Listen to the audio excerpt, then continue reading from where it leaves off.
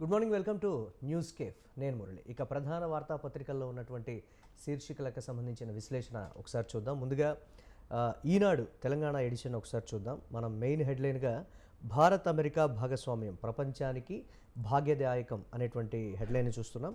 ఇక్కడ అవకాశాలు పుష్కలం, అందుకే మా పారిశ్రామికవేత్తల చూపు మరింతగా ఇటువైపు. జనరిక్ ఔషధాలకు మాకు ఇండియానే ఆధారం.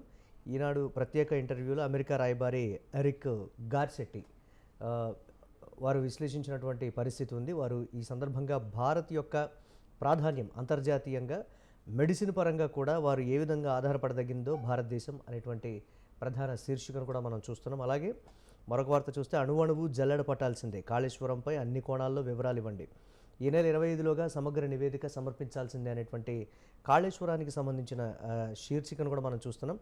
ఇంజనీర్లకు నీటిపారుదల శాఖ కార్యదర్శి ఆదేశం, ఏ ఒక్క అంశాన్ని దాచొద్దని సమీక్షలో సీఎం స్పష్టం చేసినట్టుగా కూడా ఈ నేపథ్యంలో మనం చూస్తున్నాం. అలాగే దానికి అనుగుణంగా విచారణ కమిషన్కు నివేదించేందుకు అడుగులు పడుతున్నాయనేటువంటి ప్రధాన వార్తను కూడా మనం చూస్తున్నాం. మరోవైపు పారిశ్రామిక అభివృద్ధిలో ప్రపంచంతో పోటీ పడాలి, చేనేత మరమగ్గాల ఆధునీకరణకు వడ్డీ లేని రుణాలు, ముఖ్యమంత్రి రేవంత్ రెడ్డి ఆదేశాలు. చేనేత రంగానికి సంబంధించి కూడా ముఖ్యమంత్రి రేవంత్ రెడ్డి దృష్టి సారించినటువంటి ప్రధాన వార్తను కూడా మనం చూస్తున్నాం. రైట్, ఇక మరో వార్తగా చూస్తే మాను రూపంలో మాటు వేసిన మృత్యు అనేటువంటి వార్త. ఆసుపత్రి ఆవరణలో దంపతులపై కూలిన చెట్టు, భర్త మృతి, భార్యకు తీవ్ర గాయాలు అనేటువంటి ఒక విషాదకరమైనటువంటి వార్తను చూస్తున్నాం. సికింద్రాబాద్ కంటోన్మెంట్ ఆసుపత్రి వద్ద చెట్టు విరిగి ఛాతిపై పడడంతో ప్రాణాలు వదిలిన రవీంద్ర వెనుక రక్తపు మడుగులో ఉన్నటువంటి సరళాదేవి అనేటువంటి వార్తను కూడా మనం చూస్తున్నాం. అధికారుల నిర్లక్ష్యం కూడా ఉంది అనేటువంటి మాట. వర్షాలు స్టార్ట్ అయిన తర్వాత దానికి సంబంధించి తీసుకోవాల్సినటువంటి చర్యలు శూన్యం, జాగ్రత్తలు పాటించడంలో అధికారులు విఫలమయ్యారనేటువంటి విమర్శలు కూడా వ్యక్తమవుతున్నటువంటి పరిస్థితి. ఇక మరోవైపు ఏసీబీ వలలో ఏసీపీ ఉమామహేశ్వరరావుపై ఆదాయానికి మించిన ఆస్తుల కేసు నమోదైనటువంటి పరిస్థితి. 37.5 లక్షల నగదు, 60 తులాల నగలు లభ్యం, 2 బ్యాంక్ లాకర్లు, 17 ప్రాంతాల్లో స్థిరాస్తులను గుర్తించినటువంటి అవినీతికి సంబంధించినటువంటి వార్తను కూడా మనం చూస్తున్నాం. ఈ నేపథ్యంలో మిగతా వాటికి సంబంధించినటువంటి వార్తలన్నీ కూడా మెయిన్ దానికి సంబంధించి కంటిన్యూటీ. అలాగే ముఖ్యమంత్రి రేవంత్ రెడ్డి తిరుపతి పర్యటన, తన మనవడి తలనీలాలకు సంబంధించి తిరుమల తిరుపతి దేవస్థానాన్ని దర్శనానికి వెళ్ళినటువంటి ముఖ్యమంత్రి రేవంత్ రెడ్డి అనేటువంటి వార్తను కూడా మనం ఇక్కడ చూడొచ్చు. ఇక సింగపూర్ విమానాల్లో భారీ కుదుపులు, దాదాపుగా 5-6 నిమిషాల్లో 6,000 అడుగులు కిందికి పడినటువంటి విమానం. ఈ నేపథ్యంలో సింగపూర్ ఎయిర్లైన్స్కి చెందిన విమానం ఆకాశంలో తీవ్రమైన కుదుపులకు లోనవడంతో ఓ వ్యక్తి మరణించినటువంటి అంతర్జాతీయ సంబంధించినటువంటి వార్తను కూడా మనం చూస్తున్నాం. రైట్, ఇక మరోవైపు నాణ్యతతోనే పంట ఉత్పత్తులకు మంచి ధరలు, మార్కెటింగ్ సంచాలకురాలు లక్ష్మీబాయి అనేటువంటి మార్కెటింగ్ సంబంధించినటువంటి వార్తను కూడా మనం చూస్తున్నాం. రైస్ మిల్లు వద్ద 5 రోజులుగా పడిగాపులు, 5 లారీలతో అన్లోడింగ్కు సంబంధించినటువంటి ఎదురుచూపులు. ఎక్స్ వేదికగా హరీష్ రావు విమర్శలు. అధికార ప్రతిపక్షాల మధ్య సన్న వడ్లకు సంబంధించి, దొడ్డు వడ్లకు సంబంధించి ఏదైతే 500 రూపాయల బోనస్ అనేటువంటి వార్త, రైతులను నిర్లక్ష్యం చేశారు అనేటువంటి విమర్శల నేపథ్యంలో వచ్చినటువంటి ప్రాధాన్యత సంతరించుకున్నటువంటి వార్తను కూడా మనం చూస్తున్నాం. రైట్, ఇక ఆంధ్రజ్యోతి ఈనాడు ఎడిషన్ కూడా మనం ఒకసారి చూసేటువంటి ప్రయత్నం చేద్దాం. ప్రపంచంతోనే పోటీ, ఆ దిశగా తెలంగాణ పారిశ్రామిక విధానం ఉండాలి అని రేవంత్ రెడ్డి చెప్పినటువంటి వార్త. అలాగే పక్కన దొడ్డు బియ్యం దొడ్డ భారం, వాడకం లేదు, పేరుకుపోతున్న నిల్వలు, సన్నాలకు డిమాండ్, దిగుబడి తక్కువ, దీంతో సాగుకు అన్నదాతలు వెనుకంజ, 500 రూపాయల బోనస్తో ప్రోత్సాహం, సన్నాలకే సై అంటారంటున్న ప్రభుత్వం. సన్నాలకు 500 రూపాయల బోనస్ ఇవ్వడానికి గల కారణాలకు సంబంధించి కూడా క్లియర్ కట్గా ప్రభుత్వం విశ్లేషిస్తున్నటువంటి పరిస్థితిని అయితే మనం చూస్తున్నాం. సో దీనికి సంబంధించి ఇటు రేవంత్ రెడ్డి చేసినటువంటి కామెంట్, పారిశ్రామిక విధానానికి సంబంధించి పరిశ్రమలకు అత్యుత్తమ గమ్యస్థానం కావాలి, విదేశాల్లో అధ్యయనం చేసి రూపొందించండి, విదేశాల్లో ఉన్నటువంటి కొన్ని విధానాలు కూడా సరళీకృతం కావచ్చు, లేకపోతే ప్రోత్సాహకానికి సంబంధించి కావచ్చు, డెవలప్డ్ టెక్నాలజీతో ఉన్నటువంటి దానికి సంబంధించి కావచ్చు, వీటన్నిటికి సంబంధించి విశ్లేషించండి, అధ్యయనం చేసి రిపోర్ట్ చేయండి, దాని ప్రకారం మనం మూవ్ అవుదాం అనేటువంటి ఒక వార్త కూడా. పరిశ్రమల శాఖ సమీక్షలో సీఎం ఆదేశం, 6 విధానాలు రూపొందిస్తున్నామని అధికారులు కూడా ముఖ్యమంత్రికి చెప్పినటువంటి పరిస్థితి ఉంది. టెక్స్టైల్ పాలసీని సిద్ధం చేయాలని రేవంత్ చెప్పారు. కోడ్ ముగిసిన వెంటనే 7 కొత్త పాలసీలు కూడా రాబోతున్నాయనేటువంటి వార్తను కూడా మనం చూస్తున్నాం. ఇక అలాగే మేడిగడ్డపై geo tube wall, geo tube చుట్టూ గ్యాబియన్ బాక్స్ల ఏర్పాటు, 500 మీటర్ల పొడవు, 2.5 మీటర్ల ఎత్తుతో తాత్కాలిక కట్ట కన్నెపల్లి వద్ద నిర్మాణం 10 కోట్ల రూపాయల అంచనా వ్యయం, నవంబర్లో నిర్మాణం ప్రారంభం, 1 నెల రోజుల్లో పూర్తి అనేటువంటి వార్తను కూడా మనం చూస్తున్నాం. మేడిగడ్డ కుంగిపోయినటువంటి దానికి సంబంధించి వర్షాకాలం దగ్గర పడటంతో ఈ నేపథ్యంలో అక్కడ చర్యలు తీసుకోవాలి, తర్వాత ఎటువంటి ఇబ్బందులు రాకుండా ఉండాలని ముఖ్యమంత్రి ఆదేశించినటువంటి పరిస్థితి కూడా ఉంది. సో దానికి సంబంధించినటువంటి వార్త. ఇక ఇందాక మనం చూసినట్లుగా ఏసీబీ వాళ్ళలో ఏసీపీ ఆదాయానికి మించి ఆస్తుల ఆరోపణలు, సిసిఎస్ ఏసీపీ ఉమామహేశ్వరరావు అరెస్ట్ అనేటువంటి మాట. తెలంగాణలో 11 చోట్ల, ఏపీలోని 3 ప్రాంతాల్లో ఏసీపీ ఆయన బంధువులేళ్లపై ఏకకాలంలో సోదాలు. ఇటీవల కాంగ్రెస్ ప్రభుత్వం అధికారాన్ని చేపట్టడానికన్నా ముందు కూడా చెప్పినటువంటి మాట, అవినీతి పరులు ఎక్కడున్నా కానీ ఏరివేస్తాం, అవినీతికి పాల్పడాలి అంటే ఆలోచించాలి, భయపడాలి అనేటువంటి మాటను కూడా ముఖ్యమంత్రి రేవంత్ రెడ్డి చెప్పినటువంటి పరిస్థితి. ఆ దిశగానే ఎంత పెద్ద ఉన్నతాధికారి అయినా సరే దీనికి సంబంధించి అవినీతికి పాల్పడితే, అవినీతి అక్రమంగా ఆస్తులు కూడబెట్టినా సరే చర్యలు అనేవి తప్పవు అనేటువంటి ఒక ఇండికేషన్ ఇచ్చినట్లుగా కూడా కాంగ్రెస్ పెద్దలైతే చెప్తున్నటువంటి పరిస్థితి. మరోవైపు ఆర్ఆర్ఆర్కు ఆగస్టులో టెండర్లు కసరత్తు చేస్తున్నటువంటి అధికారులు. రీజనల్ రింగ్ రోడ్డుకు సంబంధించినటువంటి వార్తను కూడా మనం ఇక్కడ చూస్తున్నాం. 6 ప్యాకేజీలుగా 161 కిలోమీటర్ల పనులు, 2 చోట్ల మినహా భూసేకరణ పూర్తి, పరిహారం చెల్లింపు దిశలో చర్యలు, హడ్కో రుణానికి ప్రభుత్వం ప్రయత్నం అనేటువంటి మాట.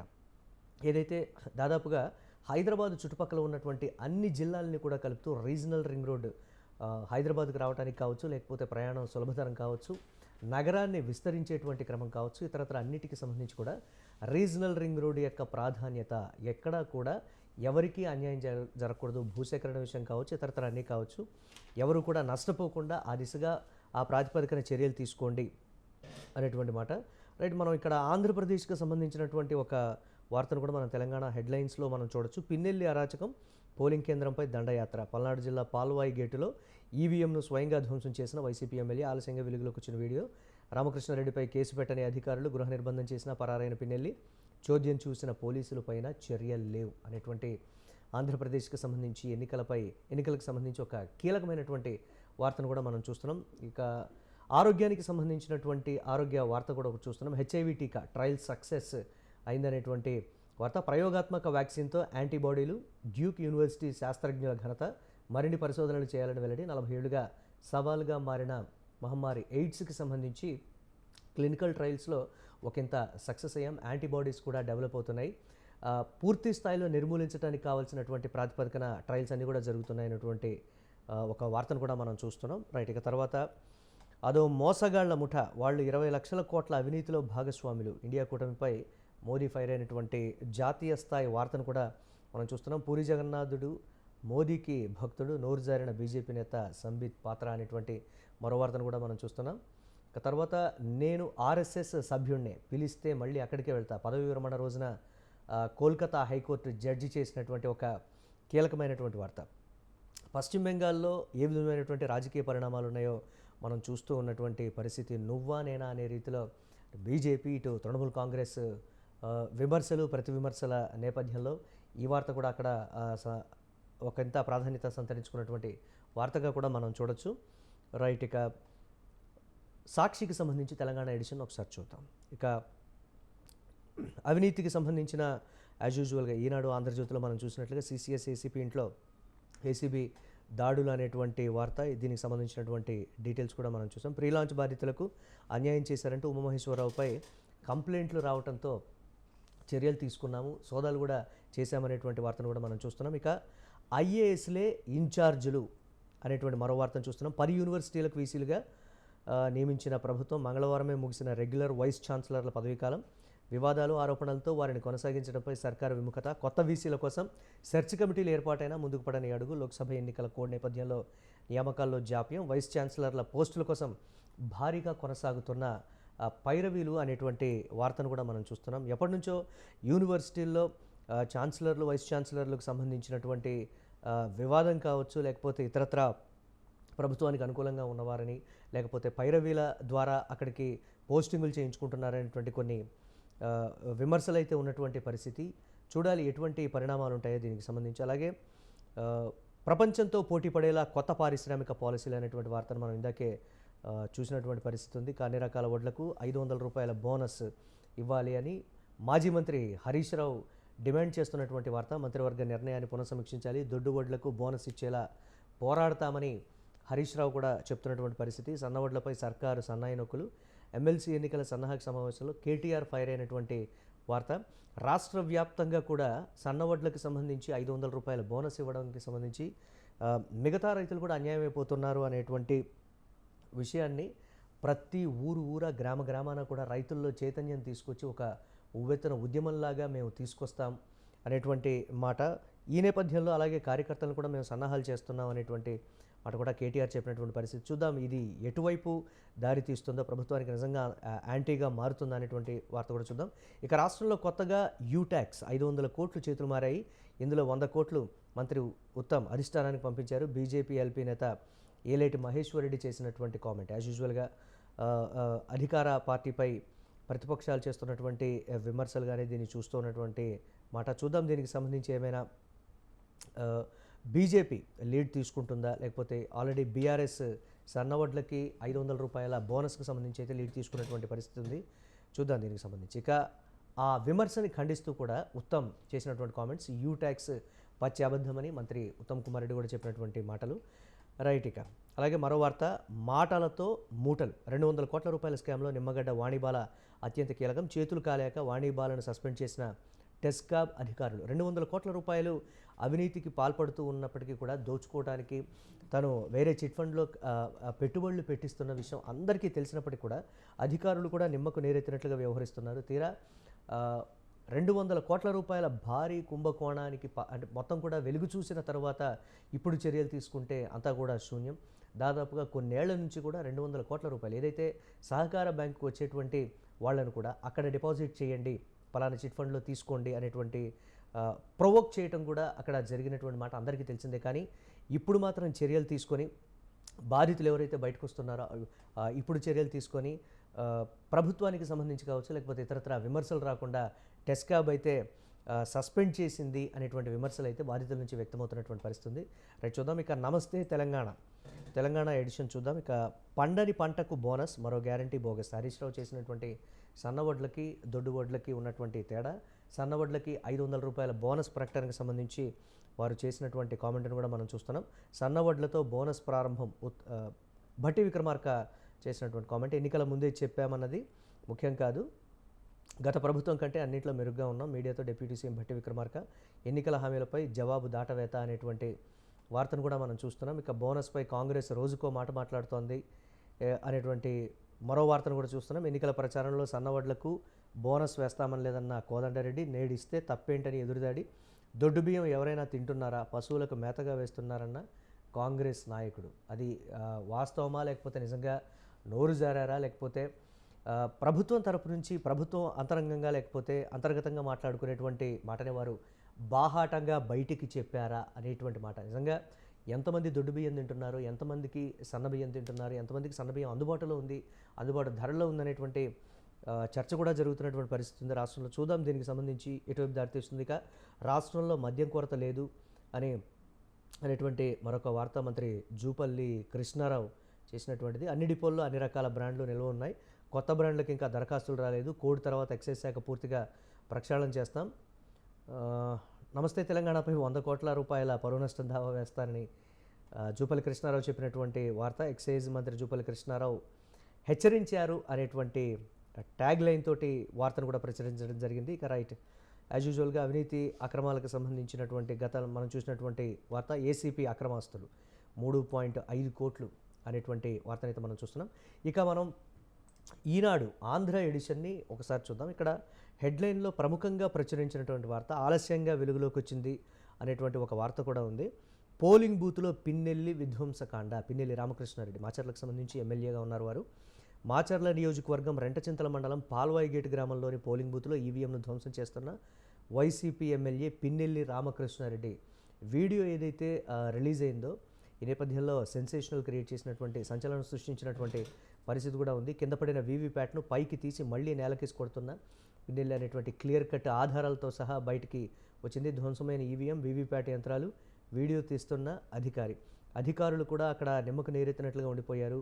అడ్డుకునేటువంటి ప్రయత్నం కూడా చేయలేదు. ఎక్కడ మాపై దాడి చేస్తారో అనేటువంటి ఒక భయాందోళనలు అయితే మేము ఉన్నాం అనేటువంటి మాట అధికారులు కూడా అక్కడ చెప్పారు. వెబ్ కెమెరాలో రికార్డైన ఘటన గుర్తు తెలియని వ్యక్తులు ధ్వంసం చేశారని కేసు పెట్టిన పోలీసులు. వీడియో బహిర్గతం కావడంతో తప్పనిసరి ఎమ్మెల్యే పేరును నిందితుడిగా చేర్చినటువంటి వైనం. ఈవీఎం ధ్వంసాన్ని తీవ్రంగా పరిగణించిన ఈసీ ఎన్నికల రోజు పాలవాయి గేటు పోలింగ్ కేంద్రంలో ఈవీఎం వీవీప్యాట్లను నేలకేసి కొట్టి అరాచకం సృష్టించిన మాచర్ల ఎమ్మెల్యే. దీనికి సంబంధించి ఆంధ్రప్రదేశ్ అధికార పార్టీ ఎటువంటి వివరణ ఇస్తుంది? గతంలో మనం చూసాం, మొత్తం కూడా టీడీపీ నేతలే చేశారు అనేటువంటి విమర్శలు అయితే వారు చేశారు. కానీ కంప్లీట్గా ఇప్పుడు ఈ వార్త బయటకు రావడంతో మిగతా పోలింగ్ బూతుల్లో కూడా వైఎస్ఆర్ కాంగ్రెస్ పార్టీ కీలక నేతలు కావచ్చు, ద్వితీయ శ్రేణి నేతలు కావచ్చు, వారు కూడా ఏమైనా ఇలా చేశారా, ఇటువంటి వాటికి పాల్పడ్డారా, లేకపోతే దీనికి సంబంధించి ఇంకా సమగ్ర విచారణ కానీ దర్యాప్తు కానీ ప్రారంభించాల్సినటువంటి అవసరం ఉందా, మిగతా పోలింగ్ బూతుల్లో ఉన్నటువంటి సీసీ కెమెరాలు, వెబ్ కెమెరాలు మొత్తం కూడా బహిర్గతం కావాలి అనేటువంటి డిమాండ్ కూడా వినిపిస్తోంది. దీనికి సంబంధించి సిట్ కూడా కొన్ని వివరాలను అయితే డీజీపీకి అందించినటువంటి పరిస్థితి ఉంది. ఎవరెవరైతే నిందితులుగా వారు పేర్కొన్నారో దాదాపు 1300 పైచిలకు మందిని కూడా వారు నిందితులుగా చేర్చడం జరిగినటువంటి పరిస్థితి ఉంది. చూద్దాం, ఆంధ్రప్రదేశ్కు సంబంధించి అత్యంత ముఖ్యమైనటువంటి వార్తగా కూడా దీన్ని మనం చూడొచ్చు. ఇక మరోవైపు సింగపూర్ విమానంలో భారీ కుదుపులో ఒకరి మృతి, 30 మందికి గాయాలు. కుదుపులకు లోనైన అనంతరం సింగపూర్ ఎయిర్లైన్స్ విమానం లోపలి భాగంలో ఊడిపోయిన ఆక్సిజన్ మాస్కులు, చంద్రవందరగా పడిపోయినటువంటి వస్తువులు అనేటువంటి వార్తని మనం చూస్తున్నాం. రైట్, ఇక నాడు నేడు అదే గోడు, 280 కోట్లకు పైగా బిల్లులు పెండింగ్. రాష్ట్ర వ్యాప్తంగా పాఠశాలల్లో నిలిచిన పనులు, తరగతులు పునఃప్రారంభమైతే విద్యార్థులకు తప్పని ఇక్కట్లు అనేటువంటి మరో వార్త. శ్రీకాకుళం జిల్లా వజ్రపు కొత్తూరు మండలం గోవిందపురం ఉన్నత పాఠశాలలో అసంపూర్తిగా తరగతి గదుల నిర్మాణం. మరికొద్ది రోజుల్లో విద్యా సంవత్సరం ప్రారంభం కాబోతున్నటువంటి పరిస్థితి. కానీ ఆంధ్రప్రదేశ్లో కొన్ని ప్రాంతాల్లో ఇలానే నిర్మాణంలో ఉన్నటువంటి కట్టడాలు అయితే ఉన్నాయి. పూర్తిగా ఏది కూడా కంప్లీట్ అవ్వలేదు, అందుబాటులోకి రాలేదు. మరికొన్ని రోజుల్లో విద్యా సంవత్సరం స్టార్ట్ అయితే మాత్రం విద్యార్థులు తీవ్ర ఇబ్బందులు పడబోతున్నారు. ఇది పనుల పరిస్థితి అనేటువంటి ఒక వార్తనైతే ఈనాడు ప్రచురించింది. చూద్దాం ఏ విధంగా ఉంది. అంతర్జాతీయ వార్త మనం ఇందాక చూసాం, భారత్ అమెరికా భాగస్వామ్యం ప్రపంచానికి భాగ్యదాయకం అనేటువంటి వార్తను కూడా మనం ఇందాక చూసాం. రైట్, ఇక ఆంధ్రప్రదేశ్కి సంబంధించి ఆంధ్ర ఎడిషన్ చూద్దాం. రాష్ట్రంలో రెడ్ అలర్ట్, ఓట్ల లెక్కింపు రోజు హింసాత్మక ఘటనలు, రాష్ట్ర వ్యాప్తంగా పోలీసుల విస్తృత సోదాలు, దాడుల నిందితులపై హత్యాయత్నం కేసులు, ఇప్పటికే నమోదైన ఎఫ్ఐఆర్లలో సెక్షన్ 307 చేర్పు, కుట్ర ప్రజాప్రాతినిధ్య చట్టం కూడా, అలాగే కోర్టుల్లో మెమోలు వేసినటువంటి పోలీసులు, పల్నాడులో మరో 2 ఎఫ్ఐఆర్లు, 3 జిల్లాలకు 35కు చేరిన కేసులు, నిందితుల కోసం పోలీసుల వేట, ఎవరిని వదిలిపెట్టద్దు డీజీపీ హరికుమార్ గుప్తా ఆదేశం అనేటువంటి మాట. ఏదైతే తాడిపత్రి కావచ్చు, అనంతపురం, అలాగే పల్నాడు జిల్లాల్లో చెలరేగినటువంటి హింస ఎన్నికల సమయంలో ప్రధానంగా ఒకరిపై ఒకరు విమర్శలు అయితే చేసుకున్నారు. కానీ వాస్తవాలు ఒక్కొక్కటిగా వెలుగులోకి వస్తున్నాయా, వెలుగులోకి తెస్తున్నారా అనేటువంటి మాట అయితే రాష్ట్రంలో ఒక చర్చనీయాంశంగా అయితే మారినటువంటి పరిస్థితి.